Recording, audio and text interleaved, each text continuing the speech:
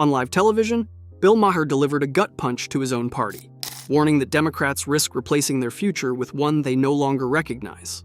As 34-year-old Zohran Mamdani, New York's first Muslim mayor, calls for unapologetic democratic socialism, Maher argues this is not progress. It is the prelude to self-destruction.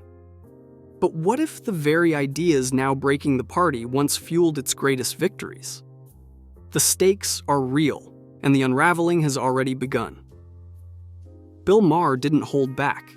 On Real Time, he stared straight into the camera and delivered his warning.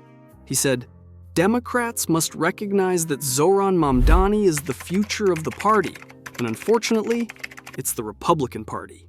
Get it?" He added that if you missed Mamdani's victory speech in last week's mayoral election in New York, don't worry, you will see it in every attack ad for the next 2 years. He called out Mamdani's unapologetic embrace of democratic socialism as a gift to Republican strategists. For Maher, this is not just about one mayor or one city. He sounded the alarm that the party's leftward sprint is political dynamite, one that could blow up any hope of a democratic comeback. The stakes, he insisted, could not be clearer. Zohran Mamdani stood before New Yorkers, not as a politician hedging his words, but as a 34-year-old who wore his beliefs openly.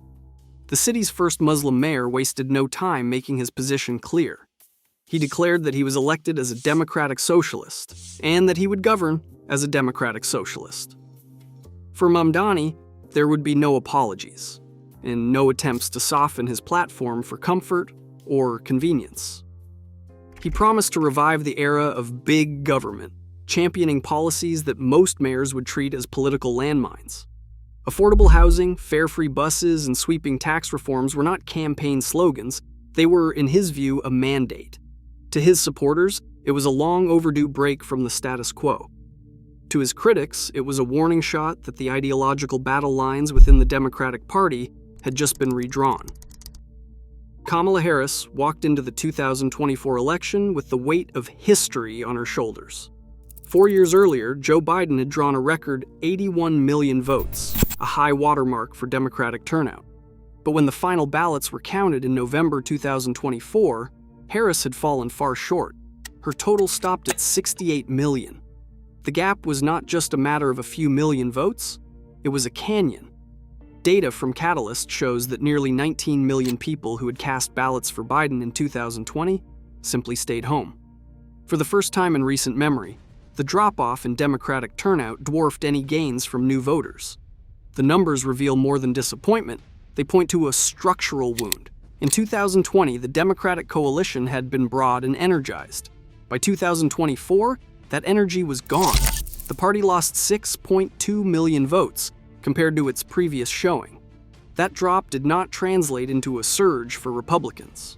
Donald Trump's vote total rose by just under 3 million. The real story was the missing millions, voters who had once turned out for the Democratic ticket, but this time chose silence over support.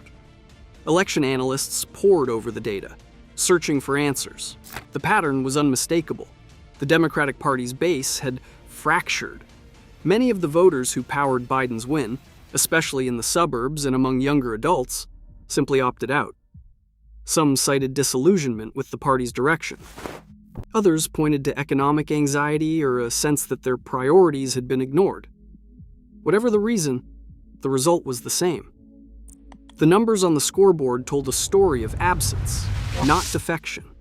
As Harris's campaign struggled to rebuild the coalition, the turnout gap became a national crisis for Democrats. The party's traditional strengths, high turnout in cities and strong support among key groups, had evaporated. The math was unforgiving. Without those millions, even the most carefully crafted message or ambitious policy meant little. The collapse was not just about losing an election. It was about losing the foundation that made victory possible.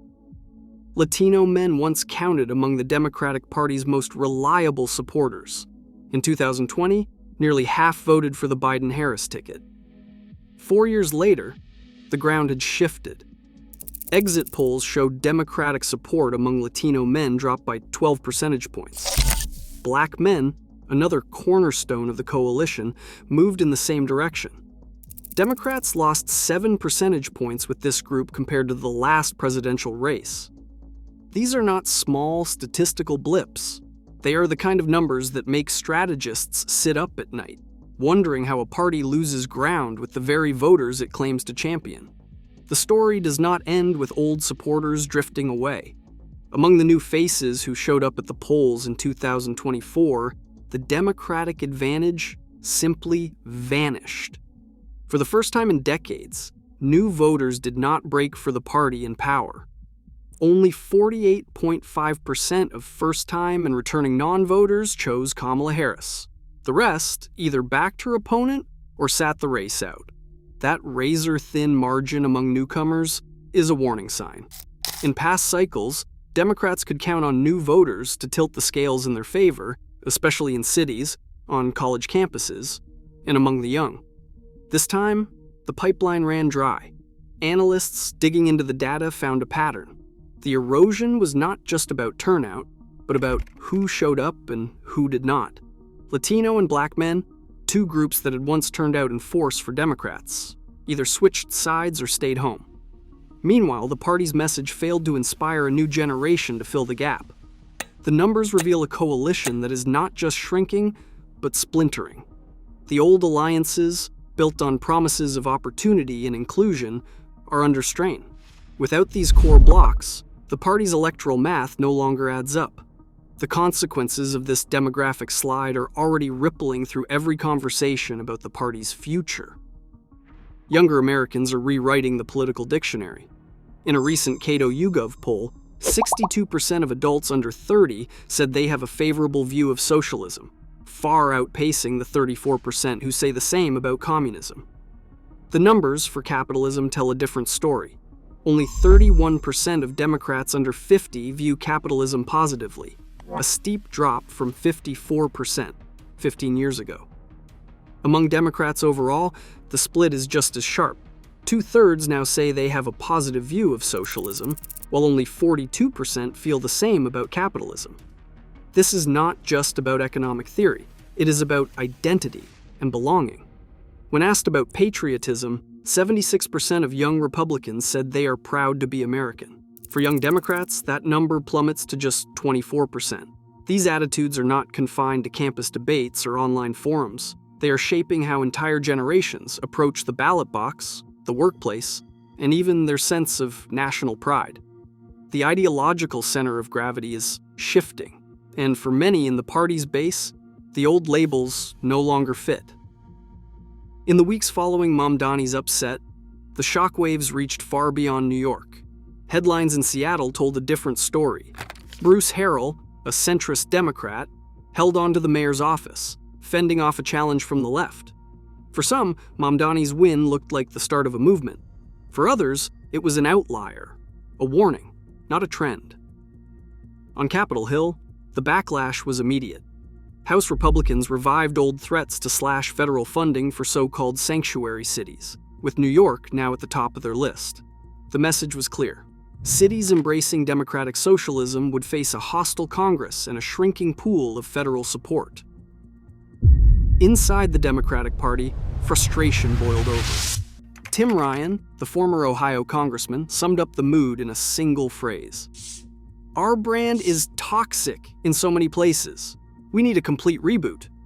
Bernie Sanders, never one to mince words, fired back from the other side. In a public statement, he argued that the party's real problem was not moving too far left. It was abandoning the working class. It should come as no great surprise that a Democratic Party, which has abandoned working class people, would find that the working class has abandoned them. The divide was no longer just about strategy or slogans. It was about the soul of the party, and whether it could survive the fight it had started with itself. Today, a majority of young Americans favor socialism, while millions abandon the voting booth. The political center is shrinking fast. As parties chase ideological purity, the real danger isn't winning or losing, it's losing touch entirely. The future now depends on who is still listening. What do you think?